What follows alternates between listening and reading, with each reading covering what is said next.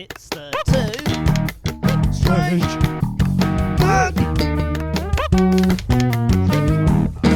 Podcast. Okay, welcome to another phantasmographical episode of Two Strange Men, your favourite place to be. That's right, not in bed next to your lover, perhaps coupling in coitus. No, you'd rather be with us. And too right, okay, because we're fucking fantastic. Two Strange Men. Can you remember the word that you just made up? Like, can you remember? No. Phantasmological or whatever it was. Phantasmographical. Something like that. Yeah, I mean, it was pretty solid. Yeah. It is as, strong as some of the things we're going to talk about today. Oh, really? What are we going to talk about today? Cryptids, baby! What is a cryptid? So, a cryptid is... well, there's so many different versions, isn't there? And the best way to describe the cryptology or cryptids is to throw out some popular names to you. You start to kind of understand that they're kind of like modern mythological creatures, right? Okay, and their sightings. So I'm talking Bigfoot. Absolutely. I'm First one talking that comes to head. Nessie. Absolutely. Second one that comes to head. I'm talking Chupacabra. What? Chupacabra. What? I'm talking Mothman. Bless you. Okay, so we are doing this Oh, yeah. because we've had a funny old section of episodes. We have been very tired boys, and we've been doing it on a holiday and stuff like that. So we ended up with 3 whole episodes about yokai, didn't we? We went fully deep into Japanese spirits, didn't we? Absolutely. And you can take that whatever way you want. Japanese folklore. We weren't just chugging sake. All right, we were. That was available though in those little cups. Oh, if only. Yeah. Bring some alcohol. That's to why work. the third episode's a little bit ropey. Yeah, a little bit ropey. So after that point in time, feel free to go back and have a listen to those if you haven't already. If you're coming to us first thing, go back, have a listen to some other episodes. We'll be here when when you're finished. There's some uniting themes, really. I mean, Yeah. they're separate, right? But in terms of kind of mythology and the reasons they exist and folklore, there's always uniting themes, which is why we've been on this topic for so long. I mean, we started with kind of modern English folklore, didn't we, with Hobbes and Brownies and stuff like that. Yeah. Kind of then went Eastern, and now, I mean, a lot of mine are in the Americas. I don't know about you, but I've tried to keep it all UK based as much as possible. Okay. Not all of mine are though. What I've been trying to do is I've been trying to find some that have some links to yokai, etc. But anyway, what we ended up doing was we had an episode on yokai, and then we moved on and we started talking about conspiracy theories. This is way to sort of fill the gap. We couldn't think what to do, but it's just got me thinking. It's okay, that's a brilliant way for us to then go into the cryptids and stuff like that, because it's kind of it's like a yokai, but you mix it with a conspiracy. yeah, and sightings and Absolutely. And what's really exciting about a lot of these is that, the origins of it and the sightings, and you can break apart kind of the sightings. And I've got some theories as well I'm going to throw in there. So we're kind of connecting the conspiracy theories. Get your tinfoil hat on, brew a kettle. It's going to be a good day. I mean, what I find interesting about it is that when you're looking at the Western, just anything out of the East, you've got this yokai sort of, let's call it a phenomenon, the way in which it's been presented, and then it's made its way into, I guess, Eastern culture and stuff like that. We don't really have anything like that, that's comparable. What we do have is mythology and stuff like that, mythological creatures and stuff, and then you have more so and so down the road saw a big dog, not a normal dog, it had fucking spikes on it. And then it's it evolves, doesn't it? And so that's the closest thing we have to yokai is this idea of cryptids and stuff. But even just sort of bunching them all together in this idea of what a cryptid is, it's not the same as a yokai. Yokai kind of exists because of the work of people like that Toriyama Seiken. You've just got this whole kind of almost an ancient franchise almost. Yeah. It's all come together. It's sort of part of their spiritual beliefs, isn't it? It's more religious and about the afterlife, whereas cryptids are more like these things exist and live among us. Yeah. A lot of the more tangible, I think. Yeah, a lot of the time, what you end up having is like a reason for creating these creatures. Like, for example, one of the ones that I'll be looking at is like, well, don't let your children go near the water. Well, no, I'm too stupid. They won't listen to me. Oh, okay, fine. So Modern boogeymen. yeah. So here's here's wet Jenny, like. She's going to kill your kids if you go near the water. Oh, well, if Wet Jenny's coming, stay away from Wet Jenny. I watched Wet Jenny dance once. Paid her a $5. Oh, biggest mistake of my life. At what point did she start shooting out the ping pong balls?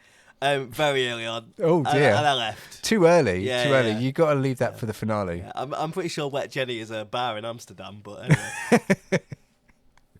anyway. Okay. All right. So... as is tradition with these sort of episodes. Are we rock, paper, scissors in this? I think we're rock, paper, scissors. Should we double hand rock, paper, scissors? How's that going to work? I don't know, but it feels like the day of experimentation today. Okay, if you manage to win double win, yeah. If you double win, I always go first. Then you go. For then the you whole of this like 3-part series. Yes. Okay. Yeah. You get to choose. All right. Yeah. Okay.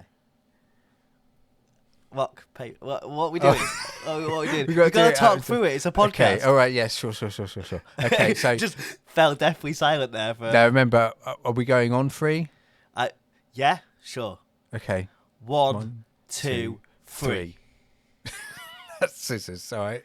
Right. So that's out. So now it's just this game. All right. Okay. So I've won the first one. So it's a rock against scissors. Yeah. All right. Now we're just scissors and scissors. Yeah. Okay. Right. Rock. Paper. Put your scissors away. Okay, come on. Sorry. What are you doing? I don't know. 1, 2, 3. 3. What are we doing? Yeah. So I won. You didn't even do it. No, that was rock. Oh, this is terrible podcasting. So, I'm going to start. That was a draw, my friend. No. You won one and I won one. Yeah, no. So that game was taken out, and then that game was the deciding game. Oh, mate. Okay. Look, if you want to go first, you go first. Yeah, I will go first. It doesn't fucking matter, does it? I will go first. Yeah. So as I said, mine are all kind of situated in the Americas. Okay. So for anyone that's not really sure what that means... it's probably where you live, you dumb fuck.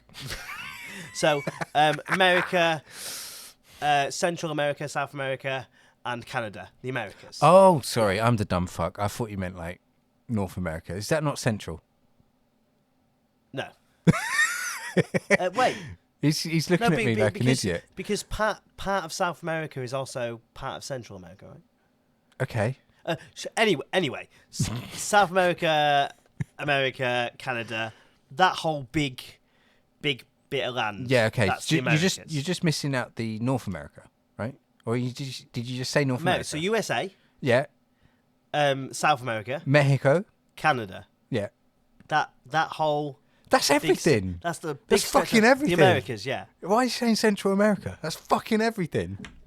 I said the Americas. All right, I was okay. telling you what right. I consider to be the Americas. All right, okay. So they're situated within Central Earth, right? You never heard the Americas before?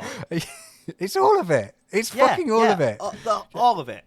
The whole cat and caboodle, the whole continent. All right, okay. So right. Just fucking get into it, mate. All right, tell us something interesting. We're going to start with a South American, like traditional folklore. Okay. And actually, traditional makes it sound like it's been around for a while.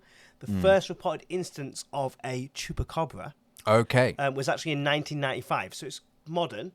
However, if you believe the internet, which I'm inclined to believe it maybe 30% of the time, there are plenty of people that said that it's been in their family.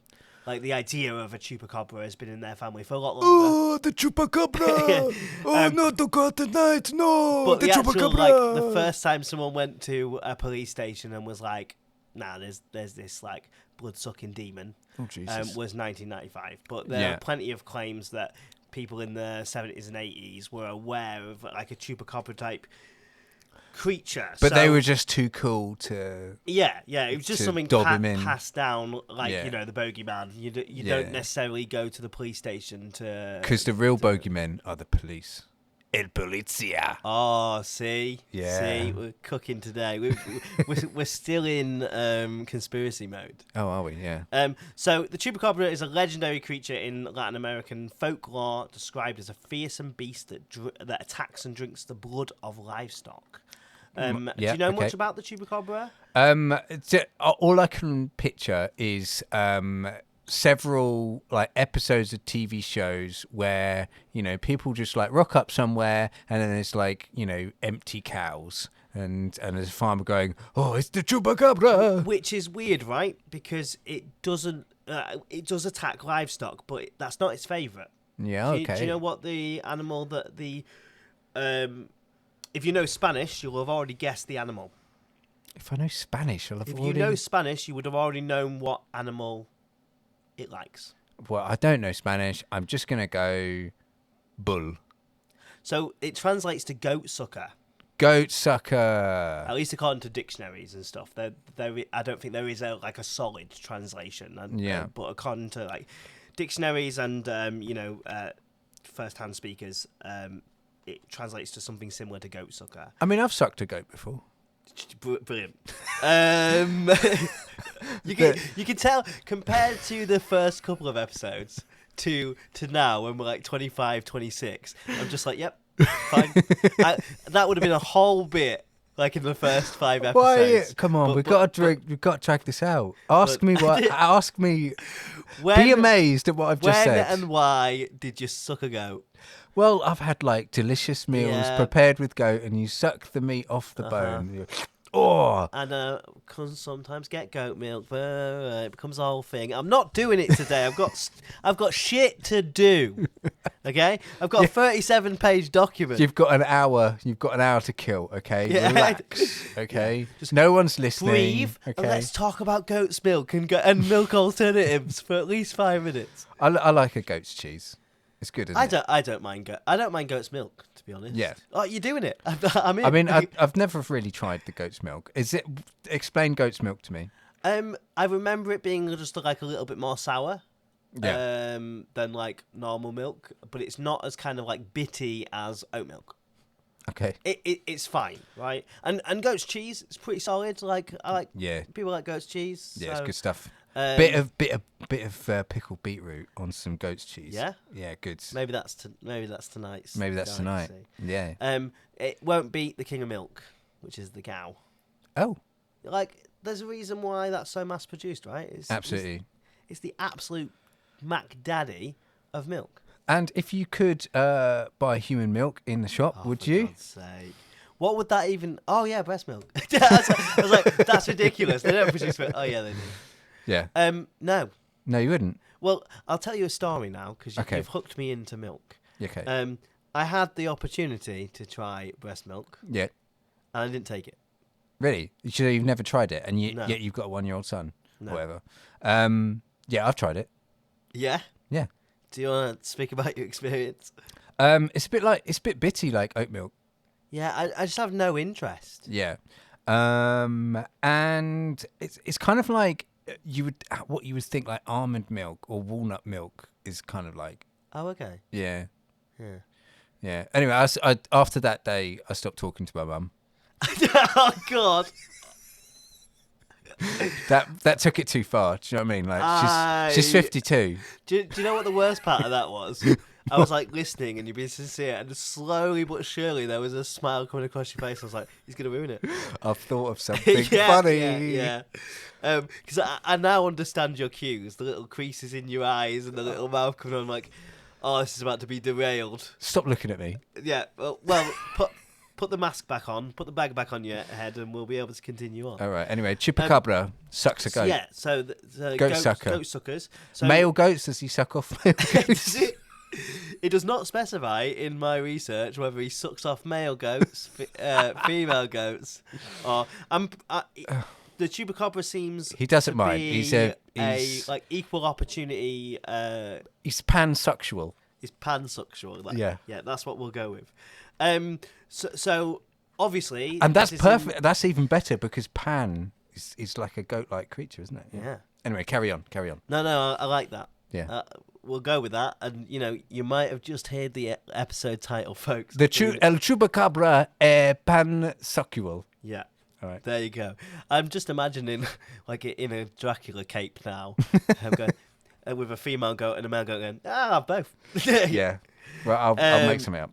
So, the sightings are usually, like with most of these things, in the dark. Which makes it very convenient. Yeah. It's always the way. No one's right? got a camera. And it's in rural parts of Mexico, Puerto Rico, those types of places, where there's lots of farmland and lots of livestock around. Nobody's got a smartphone. So it's typically deserty, typically kind of like just outside of a forest where the farmland kind of meets. The key thing about Chupacabra is that the description will change quite a lot. Of course it will. But the one thing that does always come is that it's vampiric in nature. Well, yeah. So but how do you describe kills that? animals by sucking blood. Okay, Yeah. all right. But it can look like anything. Leaving behind a drained carcass. So the difference between an animal attack and a Chupacabra attack is there will be no blood left in the body. Is it just Dracula on holiday? Maybe. Like he's taking his summers in Mexico. Who knows? But this is where this gets weird. Because, Okay. you immediately think, oh, a dog taking it too far, right? Just Whoa, heel. yeah, mate, you've already ripped it apart. But what is... Because obviously you're going to come across animals where there's not much blood left, right? Because they would have eaten it and the blood would have got on the floor. But typically in a Chupacabra attack, there'll be no blood. And it'll be drained. Like something has drained it out of it. But we know from if we undercook meat or just in general because of TV, right, that if we cut something, you get a blood trail. Yeah. Yeah. Even the cleanest of kind of surgeons, killers, animals leave a blood trail. Yeah. So the Chupacabra is unique because there is absolutely no blood trail whatsoever. Which is interesting. So completely drained carcass and no evidence of blood being spilt on the scene. Yeah. Interesting. What is kind of and this kind of makes the next bit more sense because the physical appearance of the thing changes all the time. The unifying thing to remember is if it's not drained and there's no blood on the scene, then it's a Chupacabra, regardless of what the description is, right? Yeah. Otherwise, it is just an animal attack and da-da-da-da. So that is the defining thing in a Chupacabra type incident. It's described sometimes as a reptilian creature with large red eyes and spikes on the back, kind of like a Murloc. Have you ever played World of Warcraft? Nope. Well, it's kind of like that. Okay. And others describe like a dog-like creature with mange, like a really big fuck-off dog. Yeah. No one particularly gives it a size because it's always seen from far away. Yeah, sure. So you can make your own sort of thing. So the legend gained popularity in the late 80s, early 90s, and the first wave of sighting was 1995, and since then there's been quite a few sightings of the Chupacabra, mainly in Puerto Rico, but since has branched out and actually gone all the way up to America as well. So now there is in places like Utah and things like that, there are now sightings of Chupacabras. So they're getting about. They like to travel. You said Dracula on holiday. Yeah. They like to pack their bags. I mean, but I would think that anything like this, like the sightings and stuff, end up just becoming urban legend, and then there's no actual sightings after that point in time because, there's no. Come on, there's mobile phones. Just this is everyone's really got their phone now. Easy one to debunk, right? Because even without having to research, it's quite obvious that they're just misidentifying animals with mange, right?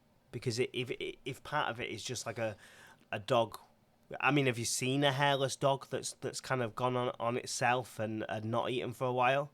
It looks demonic. It looks skeletal. I mean, maybe it's just a big Chihuahua. They've got them down there. Yeah. Yeah. I was thinking more like a Great Dane or something like that. Just a really big one. But like, imagine a fluffy dog, a typical fluffy dog that is quite big and broad, but has lost all its fur and is maybe kind of like, you know, been attacked and has its ribs exposed. It's probably going to look quite bestial. Yeah. So I mean, I think a cow's going to be able to defend itself against a mangy old dog with no fur. Is it sleeping? But they don't. I think the cow thing is that's not typical. It's more goats, right? And I think a dog can take a goat. Yeah. Dog can take a goat. Yeah, fair enough. I think the cow thing came from popular media. Yeah. There's a film called Little Vampire where there's a whole with the first scene they get into a cow field. Yeah. And that all the blood's drained. Yeah. And I think those types of things have kind of kind of just propagated this idea of kind of like cows.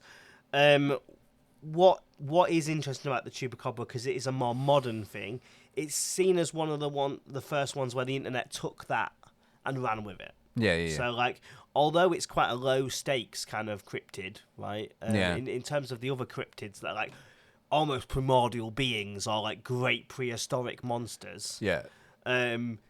It's just this one's just a grotty little tray rag. Yeah, it's just like, oh, that's a goat. Like that's me sucking blood.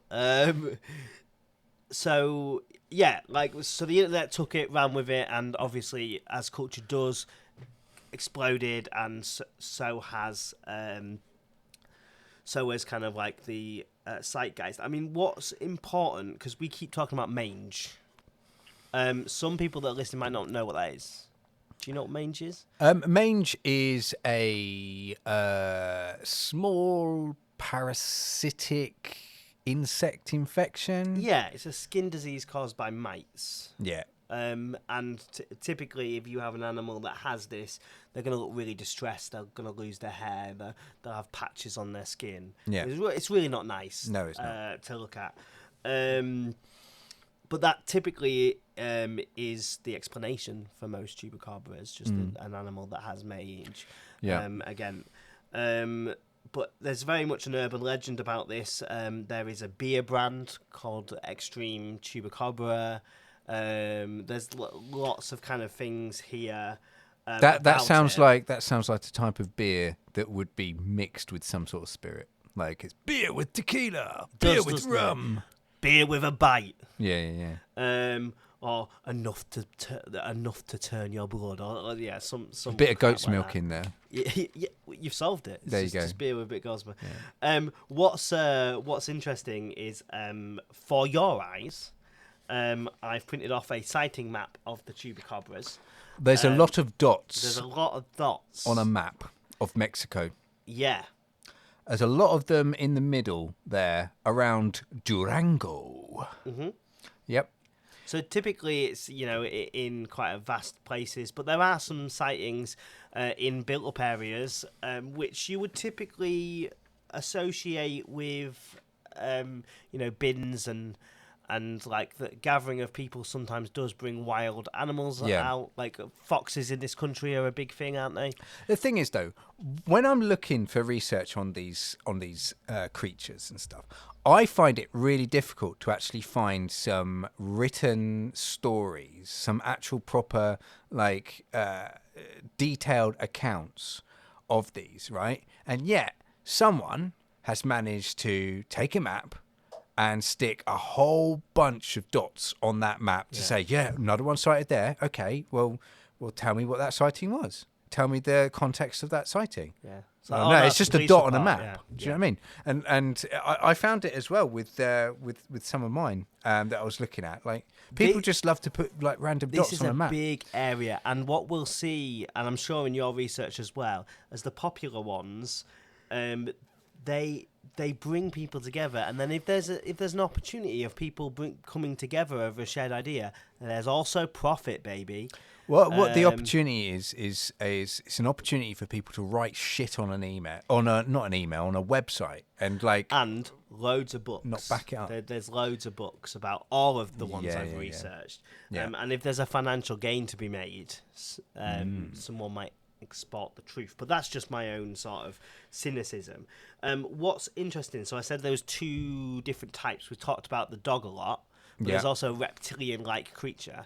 Now, in 1995, when it was first kind of reported for the first time, it was this like 4 to 5 foot tall kind of reptilian creature with spikes, almost alien-looking, big eyes, sort of like, you know, Roswell grey alien, but reptile skin. Yeah, he's modified. He's evolved. Yeah, he's leveled up. he's got fucking Super Saiyan. And that kind of was the whole thing. And then in the early 2000s, I've literally got. Shall I just read out what it says on the research? Yeah, go for it. Then, in the early 2000s, a different Chupacabra arrived on the scene. This one shared some of the traits of early sightings, but was less alien. Described as a hairless dog-like animal walking on 4 legs. Oh, sure, mate. Like, who takes this so seriously? Yeah. But yeah. A lot of the time, if you were to read the quotes and stuff like that from websites, it's like, apparently. It's always something like that being put there. It's like, okay, this is all just bollocks then, isn't it? You Absolute can add bollocks. It is early versions of creepypastas. Yeah. That have just like evolved within it and become, because really the idea of a cryptid is just a collection of these like new folklore, right? Yeah. What I mentioned a little bit, like that there are a lot of people that make content about this. Yeah. There's a lot of and one of the more famous books. Are you ready for this? This is the title. Yep. Tracking the Chupacabra, the Vampire Beast in Fact, Fiction and Folklore, by Benjamin Redford, who is an American writer and investigator. Obviously, he's related to Robert Redford. He's either a son or a brother. Sure. Yeah. He's the one they don't talk about. Yeah. His mum's proud of one of their sons. So the author attempts to solve the mystery of the Chupacabra through his books, and like they always do, don't they? They take an interesting cryptid, and they go on the hunt. Yeah, and they always find just enough to make you think maybe it's real, but not enough to actually be called a liar. Yeah. Right? They're not going to admit, like, it's a load of bollocks. Yeah. Turns out. Yeah. Turns out you've just read a 300-page like book for no reason because it's just a bunch of people seeing dogs. Yeah. Which is why I don't typically buy those books. No. Because they just blue ball me. Yeah. For 350 pages. If you're just going to tell me there's no conclusive evidence, like write an article. Yeah. And he also has wrote things like A Brief History of Vampires. I thought you were going to say Brief History of Time. It's Stephen Hawking. Yeah, just with a pen name. And he wrote about common themes of vampire folklore. I mean, that one sounds interesting. This guy is interested in beings that suck blood. Yeah. Now, if we were to look at his internet fetchy? search history, what are we going to find? Yeah. There's places only you can take research, you know, and you can, if you want to take that as a compliment, sure. But like that's a thing. That's your unique spin on this program that we have. There are places only you can go. Yeah. And I'm happy for you to go there. Would you like to talk about Radford's predilection for sucking blood anymore? I mean, like, we don't really have anything. If you've we not don't done have the anything research, else to discuss. If you've not done the research, then he's we can't, definitely can we? on like bloodsuckersunited.com. I feel like you're calling me out here. Like, yeah. I'm taking strays. Like, I don't need this. You're taking strays? Yeah, what, like stray bullets. Like, oh, right. Do you know what I mean? Just taking stray cats and just... he also... Look, all I'm saying is guaranteed this guy has tried drinking blood. That's all I'm saying. Well, he was on an episode of Monster Quest in 2008. Who hasn't been? I mean, yeah. So you know, quite prolific in the space. He concluded his investigation with the chapter "The Zoology of Chupacabras and the Science of Vampires," compelling reports of researchers who examined victims of animal predation in apparent Chupacabra attacks. Radford noted that the reports claims that the animals had been, this is a word, right? Exsanguinated. Exsanguinated. Yeah, that means like sanguine is like blood, isn't it, in Latin? Insanguinated is when you are sucked clean of your bloody fluids.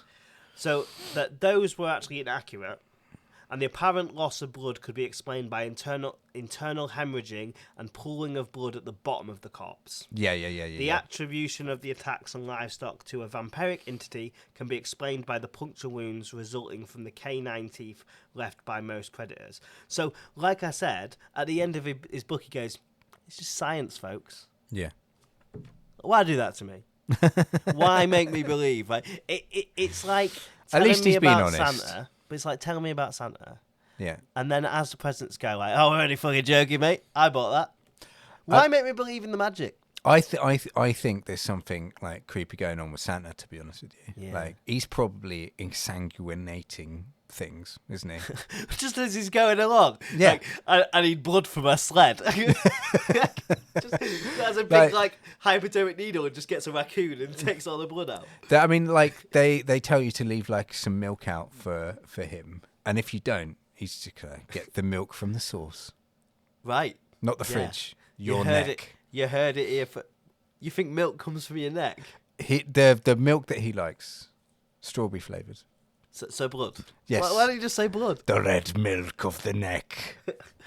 Good.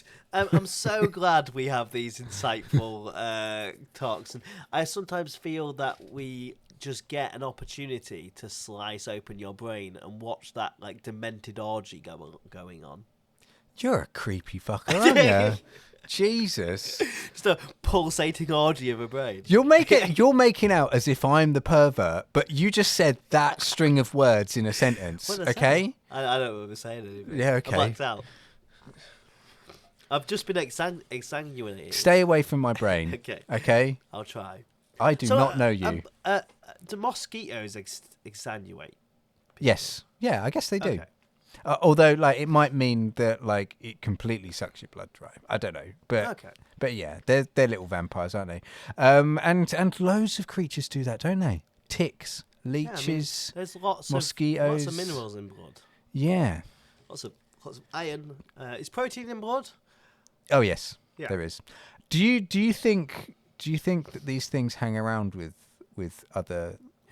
Do you think like cryptid sort of like hangout? Yeah, like I mean, like no, I mean specifically like if Dracula is hanging about, are mosquitoes hanging around him? Is he hanging around with some leeches? Here's the thing, right? I see a hierarchy here. Yeah. I see like Dracula. Yeah, apex predator. And vampiric like humanoids. They're top fucking dog, right? Yeah. And the chupacabras are their pets. Okay. Because they're like dogs, alien things, right? Like if a mosquito were to land and start sucking the blood of Dracula, they'd die. That's it. No other thought. Fuck it, they'll die straight away. Yeah, they'll die. Dracula's like King Blood. Yeah, I know, but like, will they even get a meal Dracula's out of that? literally built different. So he's drinking blood. Yeah. Does that blood then like become his blood? Is he still generating blood? I would like to know that because because he's undead. There's people that actually do drink blood, right, as their fetish. Yeah, they're like, that's a thing. I'd like to know what that does to your body because that can't be good. Yeah. Okay. I know there's some diseases you can catch. Yeah. But if the blood is clean, surely it's not good even then. Right? I mean, like, there's meant to be like a lot of iron in blood, right? And I mean, you can get an iron deficiency. I think you can have too much iron. You can overdose on iron. Yeah. Yeah. So that's probably what's happening. Yeah. And maybe that's what's making people look undead. I don't know. Yeah, maybe. Yeah. Maybe this is all based on actual historical people. Like, well, one of the things that is attributed to Dracula is Vlad the Impaler, right? Absolutely.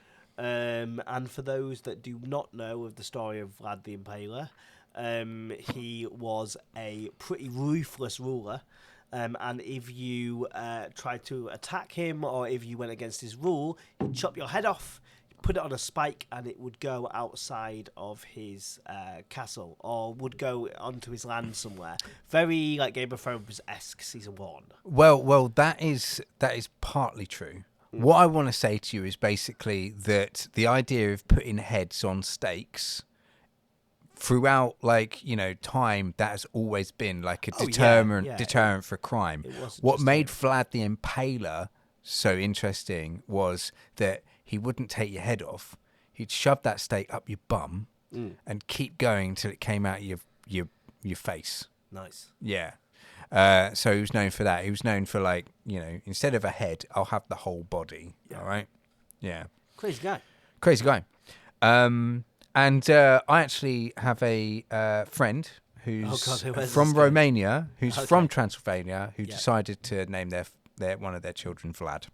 Oh. So that's cool. That is cool. Yeah. Anyway, moving on. I'm going to be talking about Black Shuck, which is a hellhound from East Anglia. And as you get into that, I'm going to get comfortable over here. So oh yeah, he's moving his mic back. Oh, look at that! He's unbuttoning his trousers. That feels good. Yeah. I'm just going to stretch out my knee as well. Ooh. Okay, so there is a continuing myth about a very large dog that bothers people, essentially. And can we just state for the record, we do like dogs. We're not just absolutely dicking on dogs. There's a whole hour of like dogs being dickheads. yeah. This episode, it's not about dogs. I mean, like, we've had a lot of dogs though, because I guess they are very popular with people, and you have a lot of interaction, and so they end up becoming dog cryptids or dog yokai, etc. Water. They're very important to our culture, aren't they? Like, they're domesticated, but there's also a portion of dogs that aren't. And they're very prevalent all over the world. So of course there's mythos around them. Yeah. Okay. I agree with you fully. Now. 100%. 100%. So yeah, there is. From the 16th century onwards, there have been sightings of a black shuck, which is essentially just like a very large dog that, goes along highways and byways and stuff like that, biting people's asses, killing them, what have you. Is that literally what it says in your research? Biting people's asses. Biting people's asses, yeah.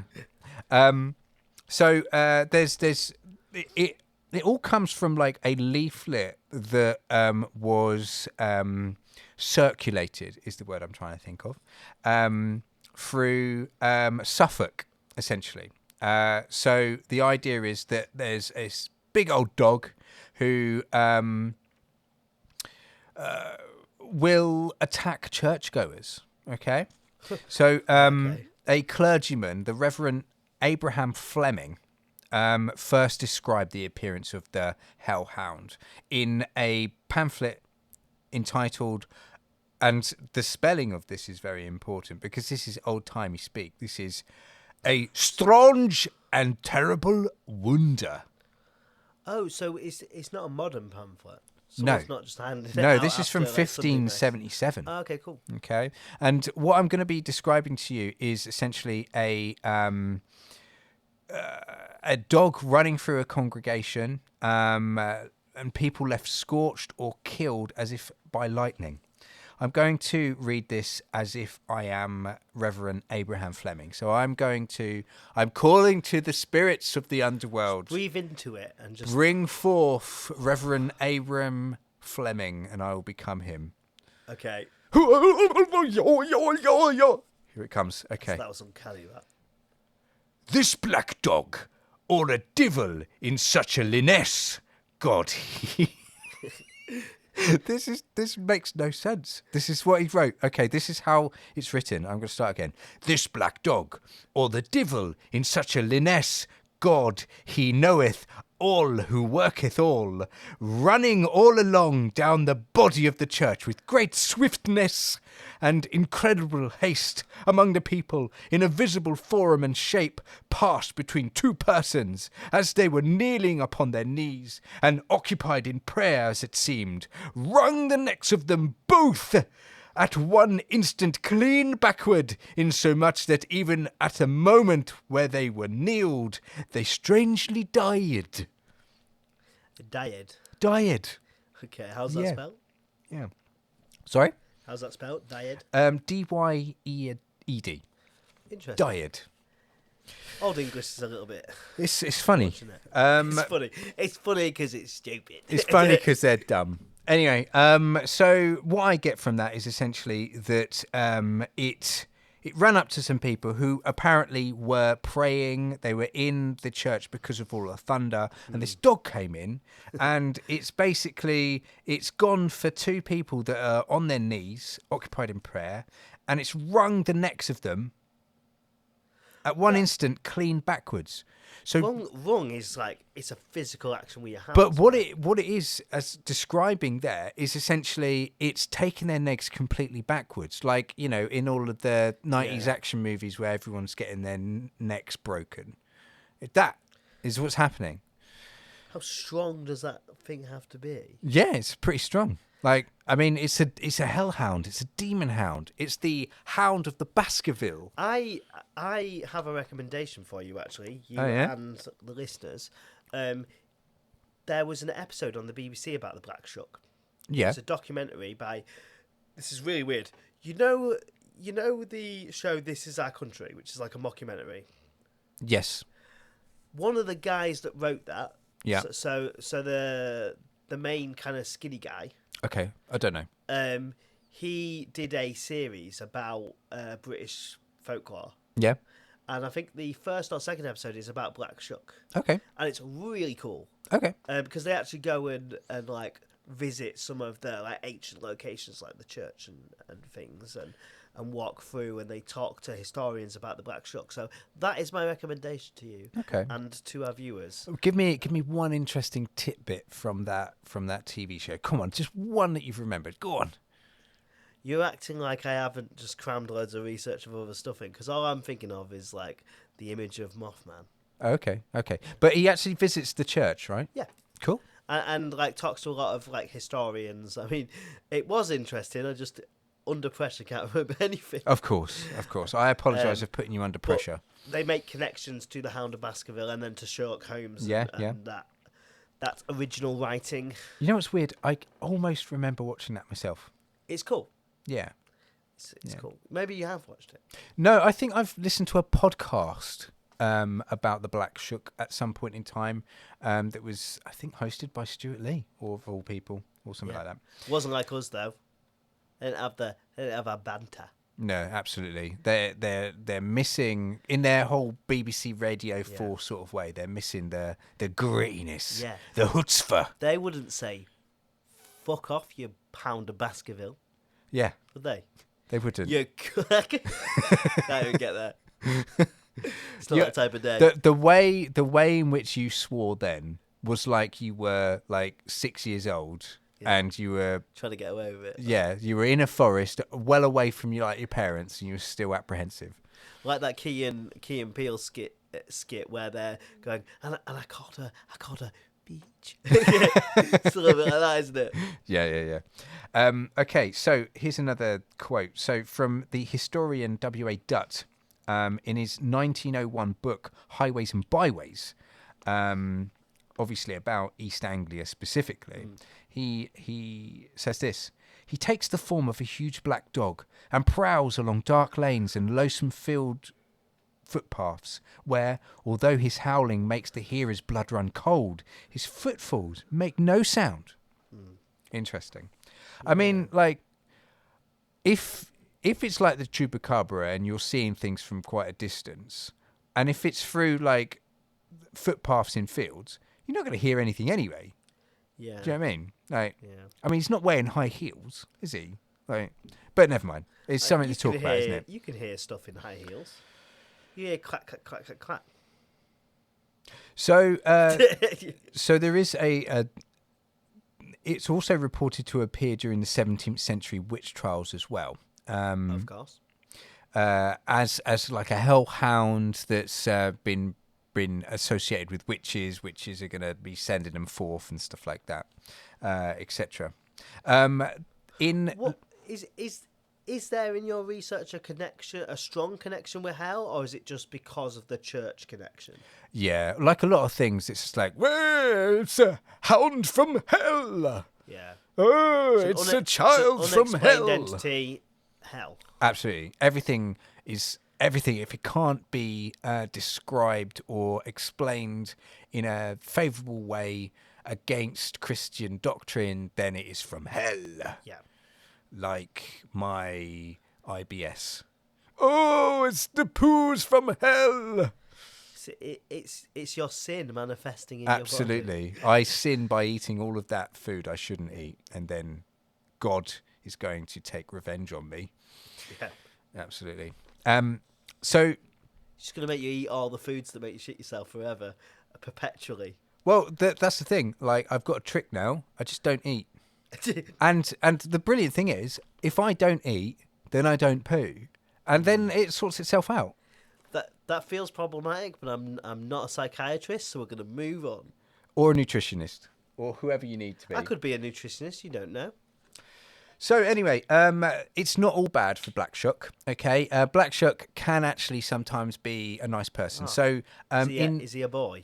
Do we like him? Yeah, dog boy. In Littleport in Cambridgeshire, there is a famous story about a canine who turned predator, rescuing a local girl from an attempted rape by a friar. That's right, I used the R word, the hard R. So anyway, here's the account. So a young maid named, I don't know, fucking Tallulah, was sent to pick mint. And when she got to the bank at Shippier Hill, she was assaulted by a man in monk's robes. A black dog leapt to her defence, and the monk and the dog fought, both to their deaths. The dog's body is said to have been buried by the roadside, and it continues to patrol the area because it's a fucking ghost. You all right? It's a tangible ghost, though. Absolutely. Yeah, scary ghost boy. Scary ghost dog. So what's also interesting is that over the last few years, etc., in 2014, in fact, last few years, a fucking decade ago, the bones of a 7-foot dog were found in the grounds at Leiston Abbey. Archaeologists had been digging at the site where an ancient abbey had once stood in Suffolk when the discovery was made. Locals immediately claimed the remains could only belong to Black Shuck. I mean, it's a 7-foot dog. Yeah. I mean... But here's the thing. I'm more likely to believe these types of stories because genetic modification happens, right? Yeah. We have human beings around now that are way bigger than they should be. Yeah. It's a genetic thing, and yes, they don't live long because your body can't sustain it, but they exist, right? Like that's like digging up, one of the tallest men around now is what, like 7 foot 12. Yeah. Like really, really tall. Yeah. If we dug up an 8 foot person, which I'm sure has existed at some point. Yeah. And then said, yeah, that's how tall we were. They tend to be all localized in certain areas. Like there's like some super short people, but they're like only in like this remote island or something like that. And then there's one or two, it would be so cool to actually have had a bit more deviation in like species of humans. Like we've got the Neanderthals and stuff like that, but then we've got nothing else. The Neanderthals got to get a bad rap as well. They're not half as like unintelligent than we give them credit. I mean, everything I read about Neanderthals, it basically comes down to they were wiped out by Homo erectus, which were just more violent. Yeah. So we're the baddies. Yeah, we're the victors in a war that no one... As British people, we're used to that, right? Our ancestors did this, did that. Yeah. So, okay. Just add that to the list of reasons why, as a nation, we're going to hell. There we go. My ancestors being cunts again. What can you do? Yeah. But I mean, like, when we're talking about like Neanderthals and humans and stuff like that, that's going to be like mainland Europe or Africa, isn't it? And they're gonna eventually there will certainly come be over. subsets to that. Yeah. Right? Because like we consider evolution to I think in most parts of the world we consider evolution as a fact, right? Yeah. The theory of evolution isn't about evolution being a fact. It's about how evolution happens. We see in the modern world evolution being a fact, right? Is that fair to say? Yeah. And then the theory of evolution is how that works because we know evolution happens, we just don't know how it works. And the theory of evolution is how that mechanic works. At least that's how I see it. Absolutely. And you've got a branch off of kind of apes. That's oversimplifying it, but branch off of apes to Homo erectus and Neanderthals. There surely is plenty of others, right, that just didn't stand the test of time in between there. And we talk about this idea of the missing link a lot, don't we? Yeah. So, and that is just kind of, because we didn't just one day go from that to then that. There surely was plenty of different... Evolution doesn't happen like, you're that and then you're that. Like, we're not Pokemon. Yeah. It happens slowly over time. Yeah, I mean, it's really annoying that there isn't that missing link found at this point in time, because it's like it's a glaring hole in the idea of like evolution. Yeah. Do you know what I mean? Like, it would just be really convenient. And when you think about things like the moon landings, right? And that's a hoax. Like, how easy would it fucking be to just make up a missing link, creature? Do you know what I mean? And just be done with it. Have you watched the film Alien Autopsy with Ant and Dec? I think I have in the past. Yeah. We could be that for the missing link. Yeah. We're media teachers. I mean, we'd make a buck, wouldn't we? Just create something. I'd write another book. To be fair, like, they're gonna know it's like resin 3D printed or made out of paper mache. They're gonna work that out pretty quick. Not if I give it my own board. Oh yeah, my own skin. Okay. Synthetically make a. So you've taken something obviously made with paper mache and spread your own blood with it, and this is the missing link. Yep. Yeah. Why do you look like you're gonna faint? No reason. Oh dear. Okay. Well, tune in next episode, because we are going to be continuing on with this. Just as a little taster, what's the next cryptid on your list that you're going to be looking at? I've already teased it. Have you? Yeah, avid listeners will know. Well, I'm with you, and I'm not listening. It's Mothman. Oh, Mothman! Mothman, baby! And I'm going to be looking at a few. I'm going to be looking at least at the Cat Sith, or Kate Sith, from Irish folklore. All I ever think of with Kate Sith is Final Fantasy, but that's of course. Don't let this be your Final Fantasy. Check that out. Tune in next week while we'll continue this fascinating, phantasmic, ruffly, interesting podcast. Finitesimal. Fantastic. Infantile podcast. Yes. Yeah. Okay, until next time. Goodbye. Bye. Thanks for listening. Here's a disclaimer. We are not experts. We could easily get things wrong in an episode.